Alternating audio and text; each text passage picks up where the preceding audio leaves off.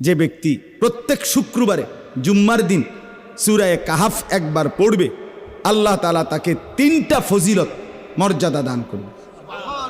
নবীজি সাল্লাল্লাহু আলাইহি সাল্লাম বলছেন, 1 নাম্বার, এই সূরা পুরাটা যে পড়বে শুক্রবার দিন, আল্লাহ তাআলা তার জমিন থেকে মানে তার পায়ের নিচ থেকে 7 আসমান পর্যন্ত তার জন্য পুরাটা জায়গা নূর আলোকিত করে দিবে।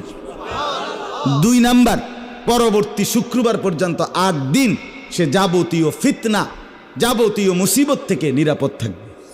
3 নাম্বার, পরবর্তী 8 দিন যদি দাজ্জালও বের হয়, আল্লাহ তাকে দাজ্জালের ফিতনা থেকে রক্ষা করবে। এই জন্য যাদের হিম্মত হয়, মহব্বত লাগে, দিল লাগে, তো তারা প্রত্যেকেই চেষ্টা করবেন প্রত্যেক শুক্রবার দিন সূরা কাহাফ তেলাওয়াত করার জন্য।